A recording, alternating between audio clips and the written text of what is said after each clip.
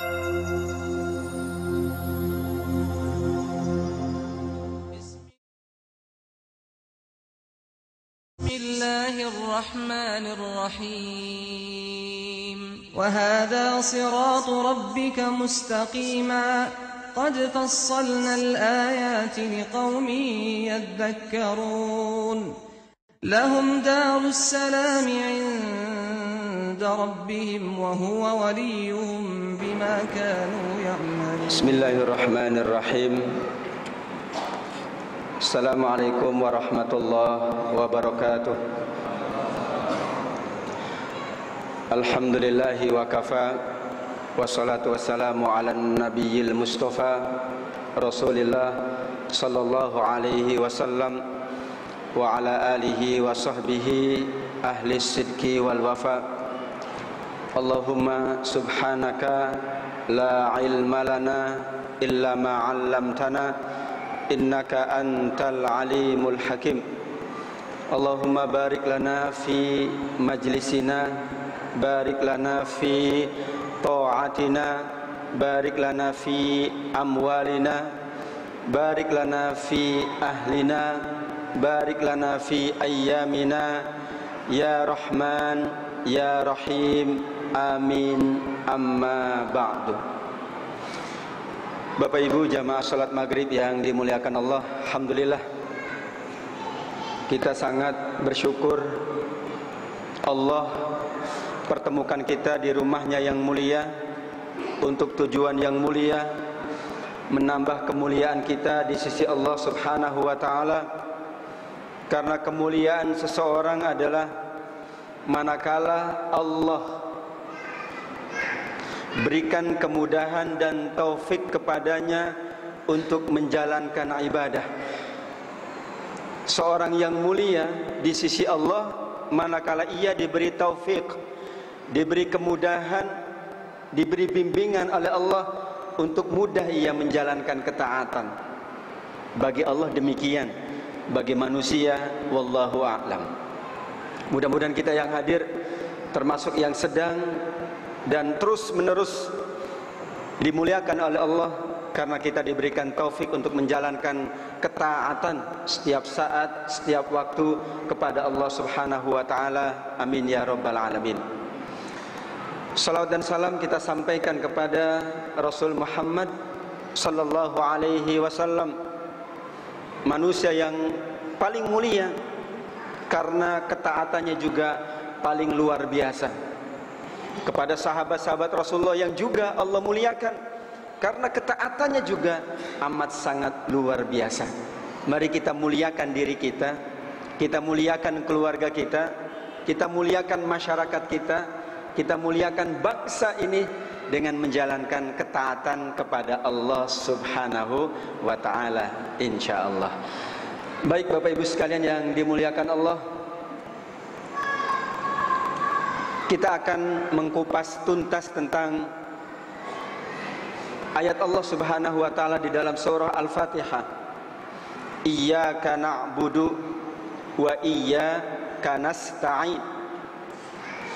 Tentang ayat ini sampai Ibnul Qayyim Al-Jauziyah mengarang buku khusus namanya Madarijus Salikin fi manazil iyyaka na'budu wa iyyaka nasta'in. Terjemah bahasa Indonesianya yang tentu Bapak Ibu sekalian sudah sangat familiar adalah hanya kepada Engkau kami menyembah dan hanya kepada Engkau kami mohon pertolongan. Apa bedanya pertolongan dengan perlindungan? Kita katakan idza jaa nasrullah, juga kita katakan nasrullah juga pertolongan Allah. Iyyaka na'budu wa iyyaka nasta'in, nasta'in juga kita artikan memohon pertolongan. Ya Pak ya. An-nasru juga pertolongan, al-isti'anah juga meminta pertolongan. Kenapa kita samakan antara an-nasru dengan al-isti'anatu, al-ma'unatu, al-aunu? Padahal beda secara bahasa Arabnya. Alasannya jelas Pak, Bapak Ibu. Karena kamus bahasa Indonesia cuma 1 jilid, itu aja. Tebelnya berapa halaman Pak? Kamus bahasa Arab, Masya Allah, Lisanul Arab berapa jilid? Itu baru 1 yang menyusunnya. Nanti ada apa lagi? Ada Al-Munjid. Ada lagi apa? Banyak sekali. Maqayis Al-Lughah, Al-Qamus Al-Muhit. Karena keterbatasan bahasa kita untuk memahami ayat Al-Quran, terpaksa kita menggunakan makna yang sama untuk sebuah kata yang berbeda. Karena Allah membahasakannya dengan bahasa yang berbeda. Nasta'in di sini idza jaa nasrullahi wal fath. Ya ayyuhalladzina amanu intan surullaha yansurkum. Tapi kita membahasakan sama. Nasrullah juga pertolongan Allah. Iyyaka na'budu wa iyyaka nasta'in juga kita katakan memohon pertolongan Allah. Jadi bedanya di mana, Pak? An-nasru athna al-hawadith wal-aunu qabla al-hawadith. Apa artinya? Pertolongan itu adalah sesuatu yang Allah berikan, yang Allah anugerahkan saat di tengah-tengah kita menghadapi masalah. Itulah pertolongan. Tetapi perlindungan adalah qoblal waqa'i qoblal hawadith. Sebelum terjadi sesuatu kita memohon perlindungan. Ya Pak. Kita sholat malam hari dengan sebuah niatan. Sholat malam ini kita jadikan sebagai media kita agar Allah memberikan perlindungan kita pada besok hari. Sebelum kita menjalankan aktivitas, kita berdoa kepada Allah Subhanahu wa Ta'ala. Sebelum kita terjun di berbagai aktivitas kita, kita memohon perlindungan kepada Allah. Saat kita beraktivitas ada masalah, ada peristiwa yang kita hadapi, ada problem yang kita hadapi, Allah turunkan pertolongannya. Kalau orang Medan sama Pak ya, pertolongan dengan perlindungan. Jadi ada yang marganya pertolongan dengan perlindungan. Nah, bagus itu Pak. Ya, pertolongan dengan perlindungan Allah Subhanahu wa Ta'ala. Jadi pertolongan itu saat kita berada dalam suatu situasi masalah yang kita sedang hadapi, kita memohon pertolongan Allah. Tetapi yang paling tinggi adalah memang iyyaka na'budu wa iyyaka nasta'in. Kita mohon perlindungan Allah. Kenapa kita baca selalu dalam sholat kita? Wah Bapak Ibu luar biasa. Kalau sudah mendengar ada jaminan, semuanya segera. Bahkan bayar premi yang termahal supaya ada jaminan. Jaminan kesehatan, jaminan masa depan, jaminan pendidikan. Ada jaminan apa lagi Pak? Apalagi Bu jaminannya Bu? Ketika ada promo, kita akan mendapatkan jaminan di dunia, kita serta-merta siap untuk membayar premi yang paling mahal. Kenapa? Karena kita mendapatkan jaminan. Jaminan itu terjadi masa yang akan datang. Padahal bisa nggak kita prediksikan masa yang akan datang? Kita kenapa tidak membayar premi untuk Allah Subhanahu wa Ta'ala agar Allah memberikan perlindungan untuk sekian tahun, untuk sekian masa. Bahkan perlindungan Allah akan terjadi pada saat kita menghadap Allah Subhanahu wa Ta'ala. Kita minta perlindungan kepada Allah, bayar preminya yang paling murah. Kadang-kadang nunggak bayarnya Pak. Kadang-kadang entar aja deh, dirapel. Ya kalau kita bayar premi saja untuk mendapatkan asuransi, jaminan kesehatan, jaminan apapun, kita sudah sebelum waktunya kita sudah harus bayar. Sementara ketika kita memohon perlindungan kepada Allah, iyyaka na'budu wa iyyaka nasta'in. Ya Allah, hanya kepada Engkau kami mengabdi, menyembah, dan hanya kepada Engkau kami mohon perlindungan. Yang lebih tepat untuk makna ayat ini adalah memohon perlindungan. Kenapa? Kita sholat, kita berdoa kepada Allah sebelum kita beraktivitas, agar aktivitas kita, agar seluruh yang kita lakukan mendapatkan naungan perlindungan Allah Subhanahu wa ta'ala. Tetapi Allah akan menguji kita. Tidak serta-merta juga ketika kita memohon perlindungan kemudian seluruh urusan kita lancar, seluruh apa yang sedang kita jalankan tidak ada masalah. Kadang-kadang kita menghadapi masalah, saat itu kita membutuhkan pertolongan Allah Subhanahu wa ta'ala. Mungkin kira-kira begitu ya maknanya secara bebas, bahwa pertolongan itu saat kita membutuhkan, saat kita berada dalam sebuah peristiwa, kita memohon pertolongan kepada Allah. Tapi yakinlah Bapak Ibu sekalian, bagaimana mungkin kita mendapatkan pertolongan Allah kalau kita tidak memohon perlindungan kepada Allah Subhanahu wa ta'ala. Ketika menghadapi masalah baru minta tolong. Ilustrasi saja, kita punya tetangga, Pak. Tetangga adalah orang yang terdekat dengan kita. Saat kita betul-betul membutuhkan pertolongan, kita minta tolong kepada tetangga kita. Tapi sekian lama sebelum terjadi apapun terhadap diri kita, tidak pernah kita berbuat baik kepada tetangga kita. Bagaimana tetangga kita mau menolong, Pak? Giliran susah datang. Kemarin 1 bulan, kemarin 1 tahun, sekian lama tidak pernah kita berinteraksi baik dengan tetangga kita. Bagaimana tetangga kita mau menolong? Kira-kira bagaimana, Pak? Giliran susah minta tolong. Kemarin itu kemana? Makanya iyyaka na'budu wa iyyaka nasta'in, kita mohon perlindungan kepada Allah. 10 tahun yang akan datang, 100 tahun yang akan datang, wallahu a'lam bishawab, untuk diri kita, untuk diri keluarga kita, untuk masyarakat kita, untuk bangsa kita. Karenanya premi yang paling mahal di sisi Allah agar kita mendapatkan perlindungan Allah Subhanahu wa taala adalah Al-Baqarah 153. Ya ayyuhalladzina amanu ista'inu bis sabri wassalah. Ista'inu. Kenapa tidak minta tolonglah dengan an-nasru? Tapi surat Muhammad ayat ke-7, ya ayyuhalladzina amanu in tansurullaha yansurkum. Jika kalian menolong Allah dalam waktu yang cukup lama, maka Allah akan menolong kalian pada saat kalian membutuhkan pertolongan.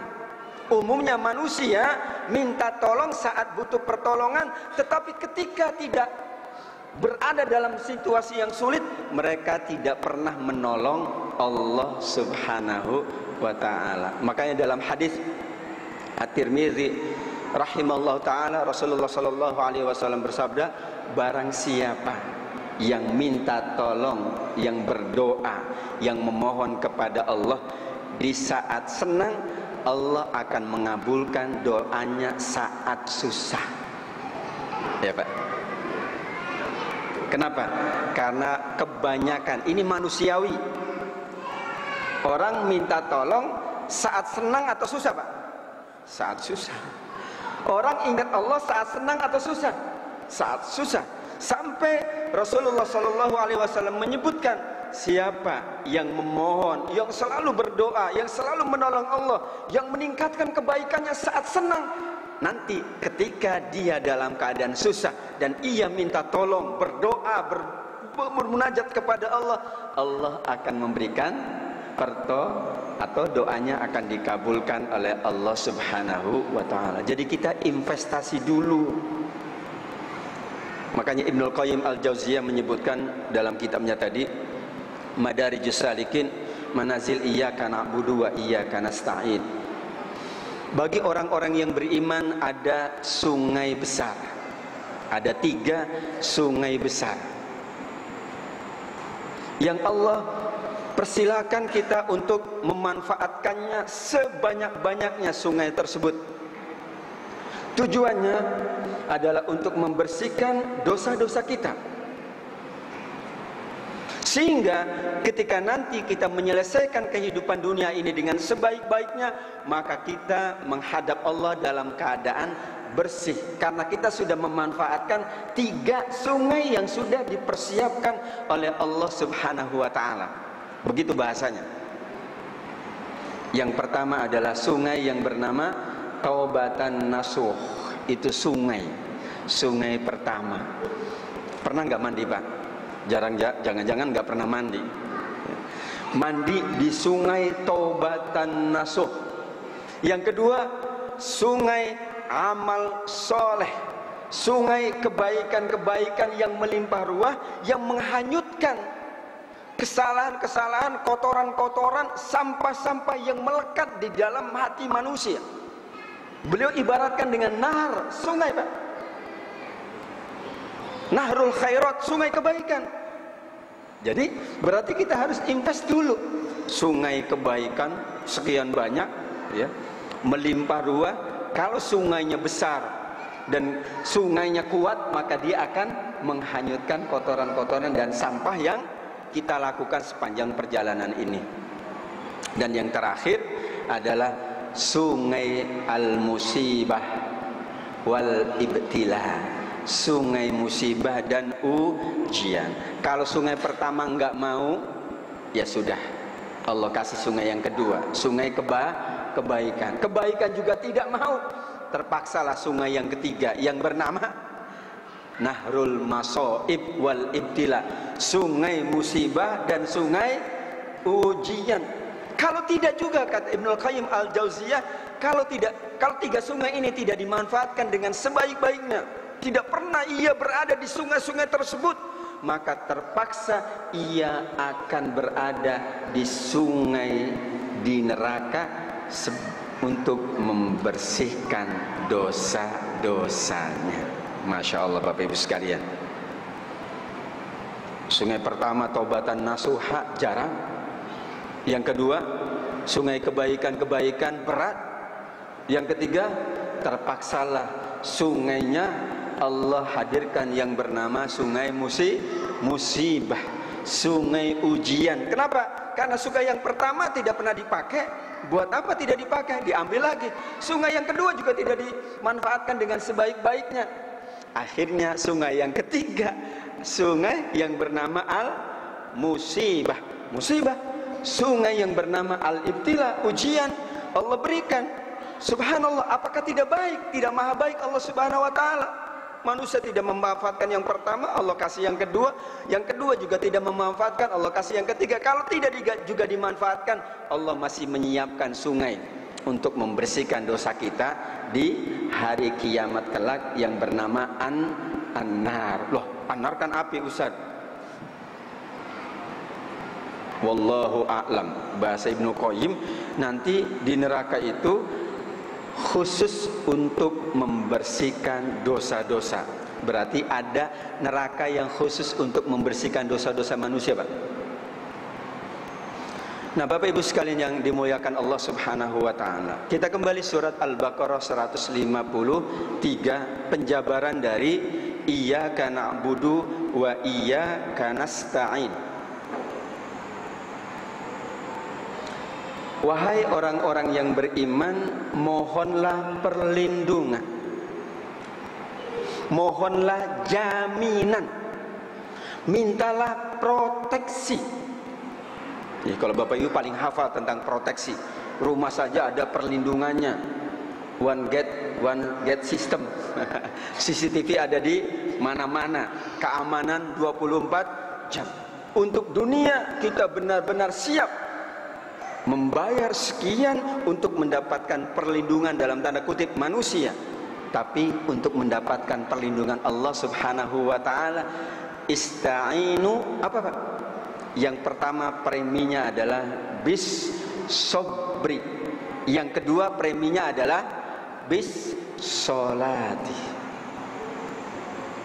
Kita membahas yang pertama dulu, as-solat. Karenanya kenapa sholat itu bisa kita katakan hadir setiap waktu-waktu kita. Kita tidak sadar bahwa ketika kita sholat di maghrib ini, kita sedang mohon perlindungan kepada Allah agar nanti sampai waktu isya kita mendapatkan kemuliaan dari Allah Subhanahu wa ta'ala. Karena perlindungan Allah bermacam-macam.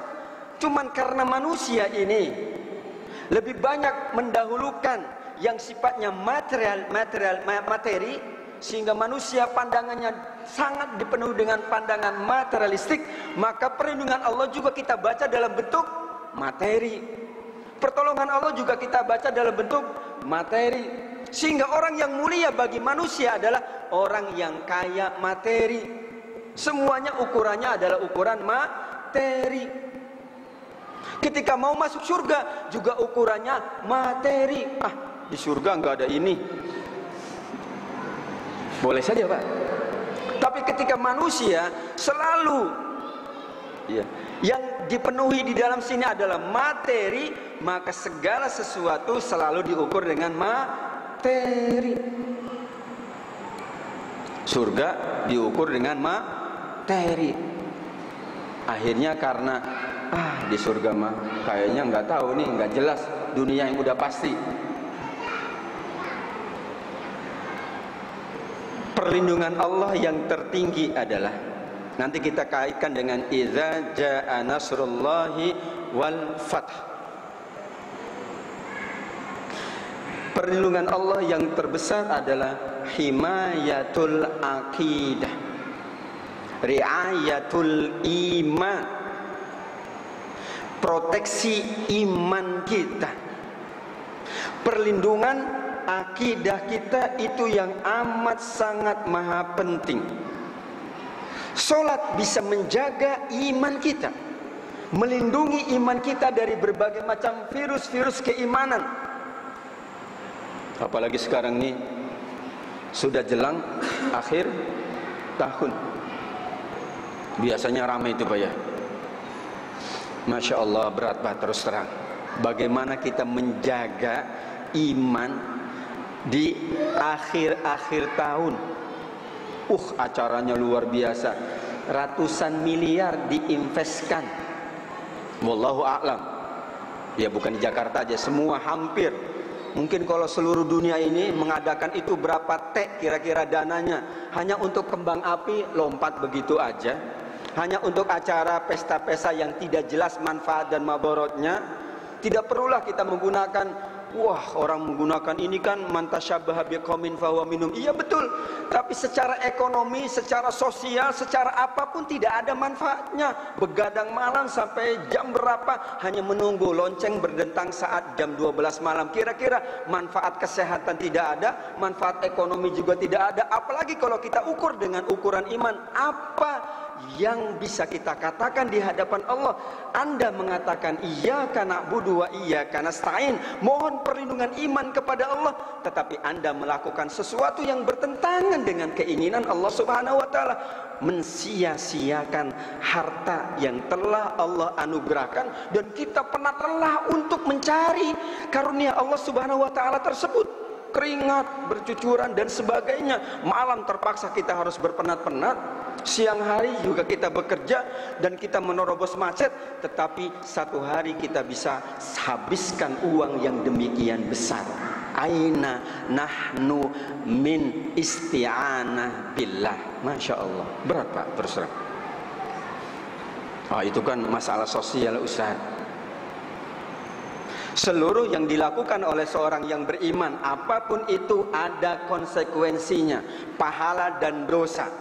Apapun yang dilakukan, apapun itu, apalagi yang berkaitan dengan akidah, berkaitan dengan akhlak, berkaitan dengan muamalah, berkaitan dengan apapun, pasti ada konsekuensinya. Kenapa? Karena kita sudah mendeklarasikan iyyaka na'budu wa iyyaka nasta'in. Yang pertama, ista'inu bis sabri was shalah. Kita memohon perlindungan kepada Allah. Karenanya doa Nabi Ibrahim apa? Rabbi ja'alni muqimas sholati wa min dzurriyyati rabbana wa taqabbal du'a. Ada kata, ya Allah, lindungilah hamba agar hamba termasuk yang mendirikan sholat. Demikian juga anak keturunan hamba. Kenapa? Stressing dari seorang Nabiullah yang mulia, Nabiullah Ibrahim alaihissalam, dan diabadikan doanya. Tidak mungkin Allah mengabadikan doa kecuali doa itu memang harus kita juga laksanakan seperti yang dilaksanakan oleh Nabiullah tersebut. Kenapa? Stressingnya adalah sholat. Malam hari kita sholat, kita mohon perlindungan kepada Allah agar siang hari iman kita dilindungi oleh Allah, harta kita dilindungi oleh Allah, keluarga kita dilindungi oleh Allah, akhlak kita dilindungi oleh Allah, dan lain sebagainya. Dari zuhur ada lagi sholat asar, dari asar ada lagi sholat maghrib. Makanya sholat adalah ibadah yang usianya paling panjang. Pertama kali Allah wajibkan dan terakhir kali akan dilupakan oleh umat Islam, as-sholah. Dan pesan Rasulullah sallallahu alaihi wasallam sebelum wafatnya adalah as-sholah, as-sholah. Masya Allah Bapak. Kira-kira kalau kita jujur mendeteksi bagaimana sholat kita yang dapat menjadi media perlindungan Allah subhanahu wa ta'ala. Kalau preminya 100.000, maka tentu bayar perlindungannya juga disesuaikan dengan bayaran premi. Kalau sholatnya nilainya berapa, maka yang Allah akan berikan juga berapa. Semakin baik sholatnya, semakin berkualitas, dan semakin banyak sholat itu berkuantitas juga, maka berarti akan semakin banyak juga perlindungan yang Allah akan berikan kepada diri kita. Sedikit ilustrasi, ada kisah yang menarik. Tentu Bapak Ibu sudah familiar dengan kisah ini. Seorang waliullah Zunnun al-Misri dialog dengan seorang pemuda.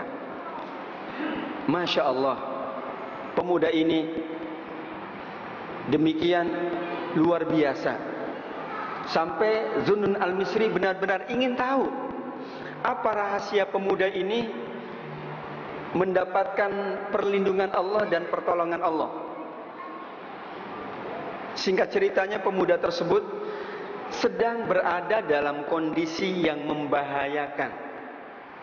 Dan siapapun kita, pasti kita akan suatu saat akan berada dalam kondisi yang sangat membahayakan, kondisi yang kritis.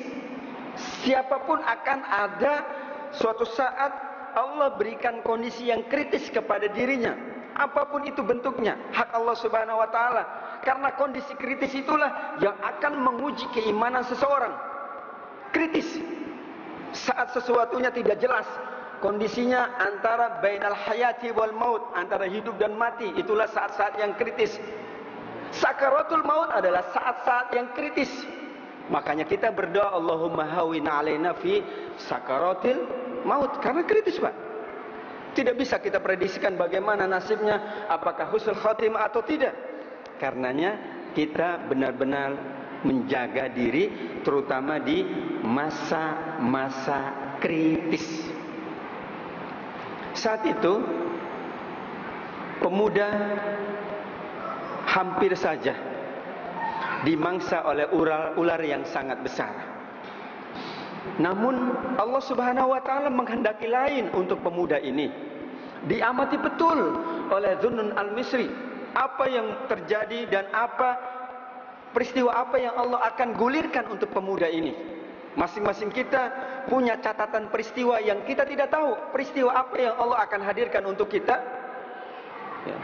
sandiwara apa yang Allah akan hadirkan untuk kita, problematika apa yang Allah akan hadirkan untuk kita, tidak ada yang tahu. Tetapi kita sudah yakin, iyyaka na'budu wa iyyaka nasta'in. Selesai pemuda itu, Allah menolongnya dengan cara yang sangat luar biasa. Ular itu kemudian dikisahkan dimangsa oleh kalajengking. Kira-kira begitu ceritanya. Ular yang akan memangsa, tapi ular itu dimangsa oleh hewan yang lain. Yang paling berat Bapak Ibu sekalian, apabila kita berada dalam situasi bahaya, dan bahaya yang mengancam itu tidak bisa kita nego. Kalau dengan manusia, bisa nggak kita nego Pak? Bisa nawar. Kita punya utang Pak, gimana Pak, bulan depan aja dong, bisa nggak Pak? Tapi bagaimana kalau yang mengancam kita adalah jenis hewan, hewannya hewan yang cenderung membinasakan atau mencelakakan manusia? Bagaimana kalau yang membahayakan kita ada alam semesta ini? Bagaimana kalau yang membahayakan kita adalah laut? Bagaimana kalau membahayakan kita adalah api? Bagaimana kalau yang mengancam nyawa kita adalah air? Bagaimana kalau yang mengancam nyawa kita adalah gunung? Nggak bisa nego Pak. Tidak ada yang bisa nego dengan makhluk Allah. Kalau dengan manusia mungkin kita bisa nego. Ada orang yang mau merampok kita, bisa nego Pak. Udah Mas, ambil aja Mas, tolong jangan apa-apain saya. Bisa nego Pak. Bisa ada kata-kata yang bisa kita ucapkan. Tapi kalau yang mengancam nyawa kita adalah hewan, gimana Pak kira? Bisa nggak nego Pak? Jangan dong, di sebelah situ aja gitu. Kisah Nabi Yunus alaihi salam. Nabi Yunus faham betul ketika berada dalam perut ikan, dia tidak mungkin bisa nego dengan ikan. Nggak mungkin. Nggak ada manusia yang bisa bicara dengan hewan kecuali Nabiullah Sulaiman alaihi salam, itu pun atas izin Allah subhanahu wa ta'ala. Bagaimana jika yang mengancam itu makhluk yang tidak mungkin kita berkomunikasi dengannya? Bayangkan, itu kalau ikan mau Bu, bisa saja ikan itu, kan ikan disuruh menyelamatkan Nabi Yunus. Ikan bisa saja untuk kenang-kenangan, dia gigit aja jempolnya Nabi Yunus dikit. Nabi Yunus, saya gigit dulu ya, kenang-kenangan deh. Tapi habis itu aku ya selamatkan kau ke tepi pantai. Bisa Pak? Ini kira-kira logika manusia mengatakan itu. Bisa saja. Dan selesaikan dia menjalankan urusan Allah. Tapi Nabi Yunus mengatakan, La ilaha illa anta subhanaka inni kuntu minadh dhalimin. Yang bisa berkomunikasi, yang bisa bernegosiasi, yang bisa melobi dengan makhluk ini adalah Sang Pencipta Allah subhanahu wa ta'ala. Dia tidak mungkin berkomunikasi dengan hewan, dia langsung berkomunikasi dengan Allah subhanahu wa ta'ala. Dan komunikasi yang tertinggi di mata Allah, tidak ada komunikasi yang lebih hebat kecuali as-sholah.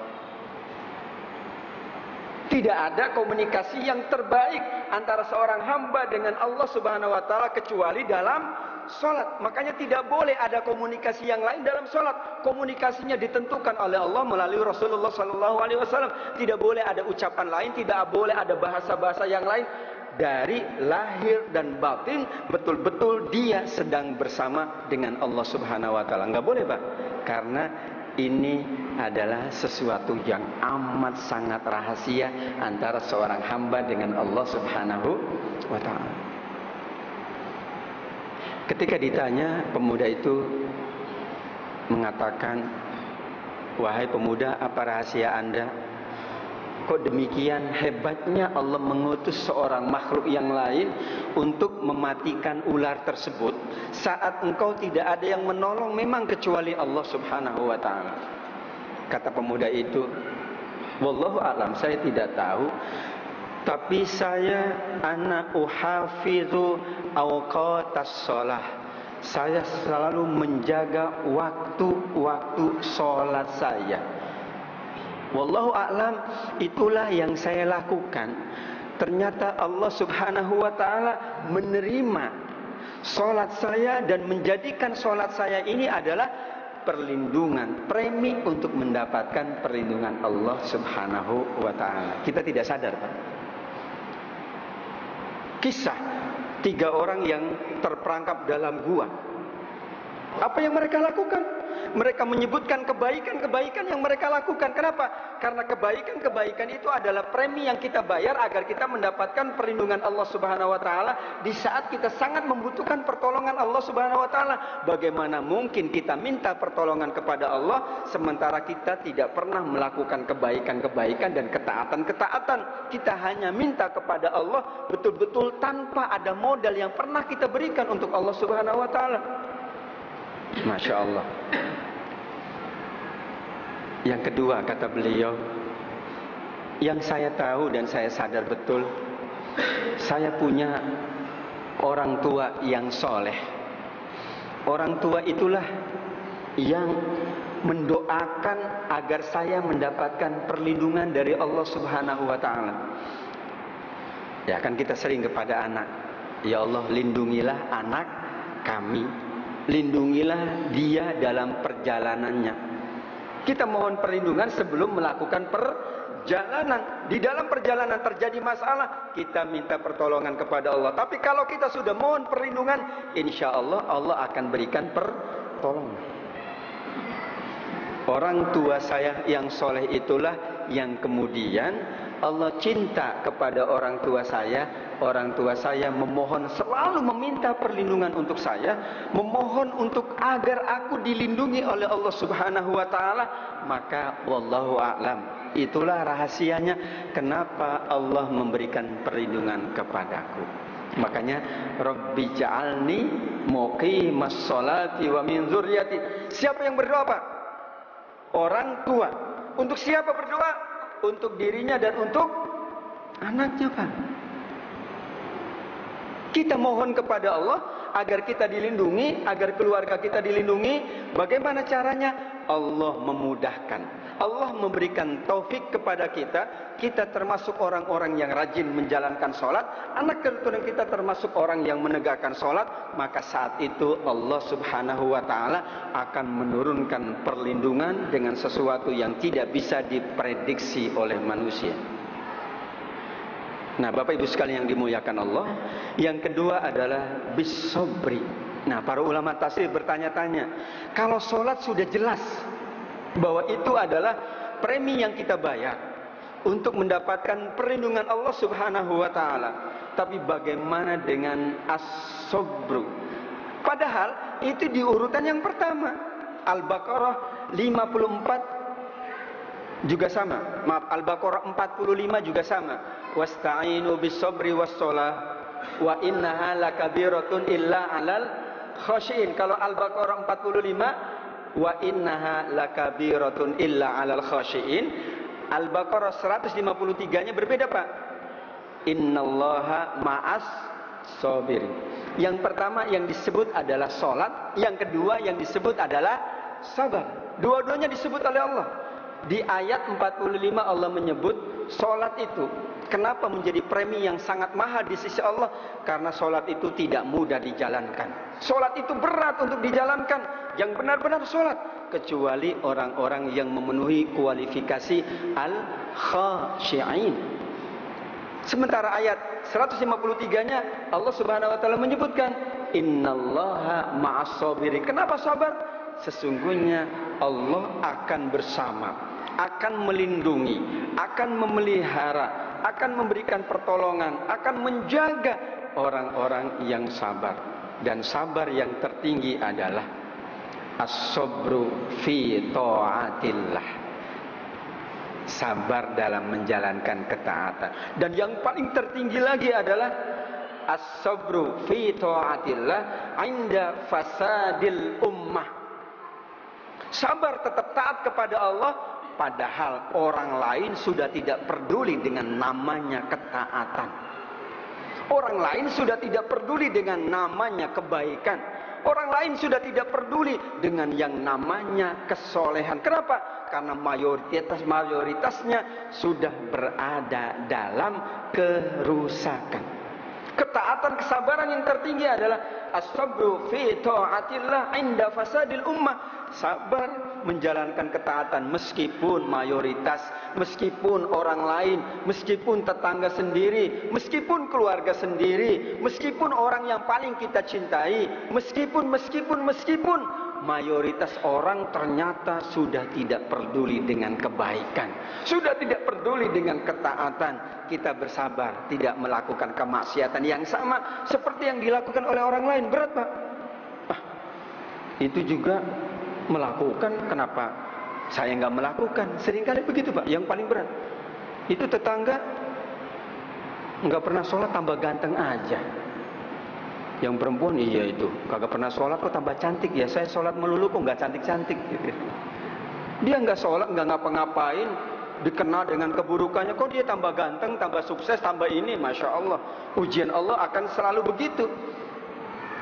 As-sabru fi ta'atillah inda fasadil ummah. Sabar menjalankan ketaatan ketika mayoritas orang tidak datang sholat berjamaah, ketika mayoritas orang malah berbondong-bondong ke Monas, ketika mayoritas orang malah menonton hal-hal yang tidak benar, tidak direstui oleh Allah Subhanahu wa taala. Bahkan dengan kesehatan kita juga kita tolak acara-acara yang mengganggu kesehatan, yang mengganggu ekonomi, yang mengganggu berbagai, apalagi kalau kita bicara akhlak. Orang lain melakukan itu, kita tidak melakukan. Itulah kesabaran yang paling tinggi ketika masyarakat ini rusak, ketika umat itu sudah berada dalam kondisi kritis, dalam kejahatan dan keburukannya masih ada. Karena Rasulullah SAW bersabda, nanti di hari kiamat orang yang tetap taat menjaga kebaikan itu seperti orang yang menggenggam bara api. Tidak digenggam, harus dilepaskan, bahaya. Jadi terpaksa dia harus menggenggam.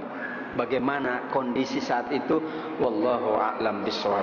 Tapi inilah Ibnu Qayyim al-Jauziyah mengatakan, iyyaka na'budu wa iyyaka nasta'in. Implementasinya ista'inu bis-sabri was-shalah. Kenapa dikaitkan lagi dengan idza jaa nasrullah wal fath? Pertolongan Allah al-hakiki adalah manakala akidah umat ini Allah pertolong. Kenapa? Karena ayat berikutnya, wa ra'aitan nasa yadkhuluna fi dinillahi afwaja. Pertolongan Allah itu yang tertinggi manakala orang berbondong-bondong berislam.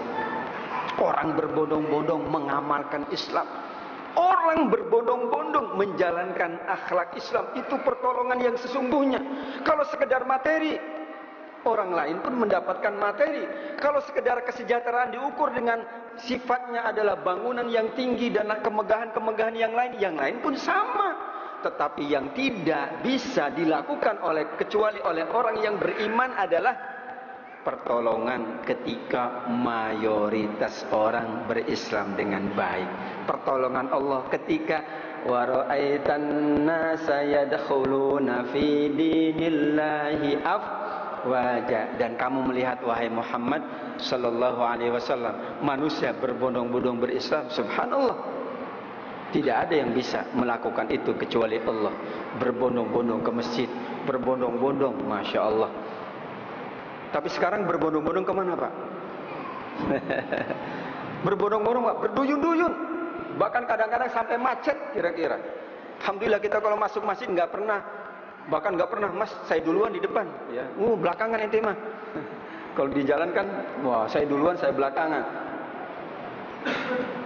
Yang terakhir Bapak Ibu sekalian yang dimuliakan Allah Subhanahu wa taala,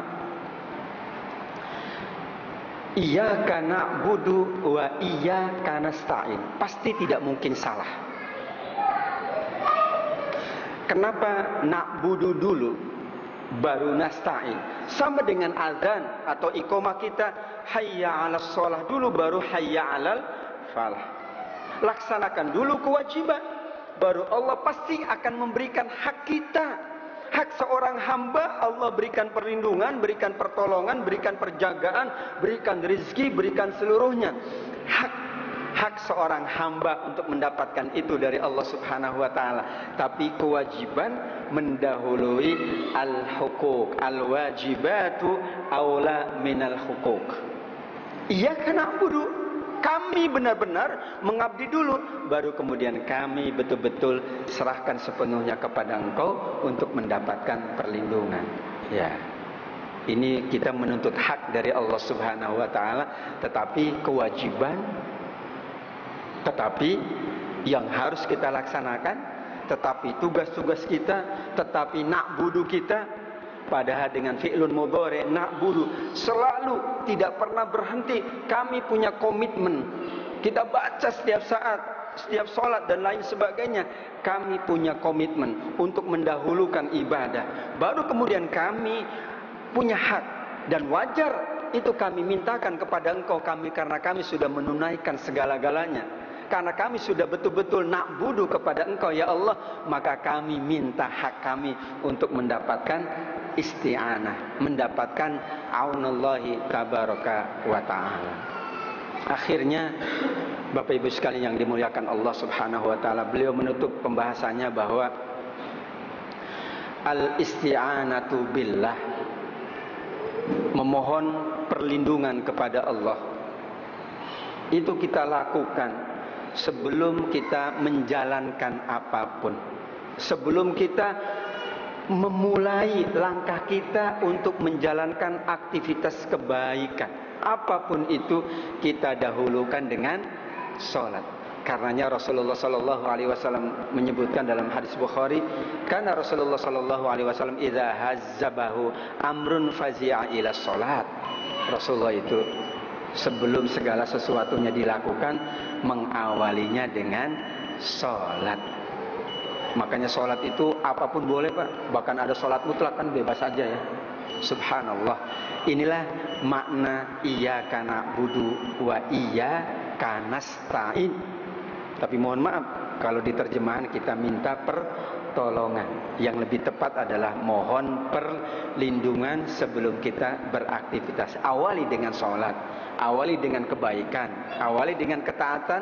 Itulah premi yang kita bayar, agar kemudian aktivitas kita dilindungi oleh Allah. Dan saat menghadapi masalah, Allah berkenan untuk memberikan pertolongan kepada kita. Dan yang tertinggi bukan hanya perlindungan dunia, bukan hanya pertolongan dunia, pertolongan dan perlindungan di yaumil qiyamah kelak. Masya Allah, tidak mungkin tanpa sholat orang mendapatkan perlindungan, tidak mungkin.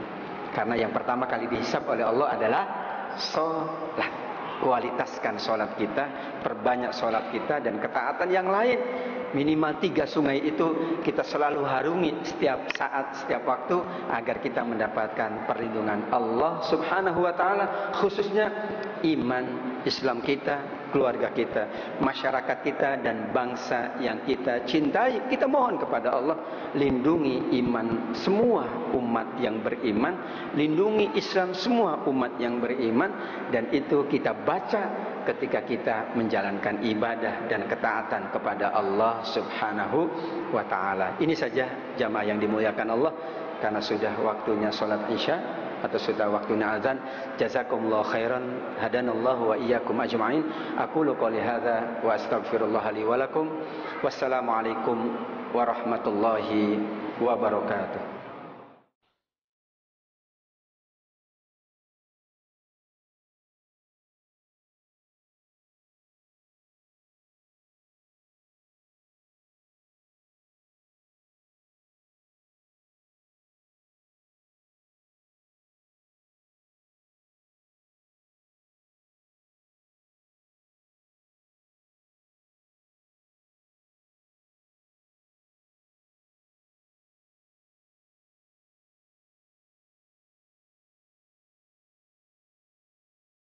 الله والله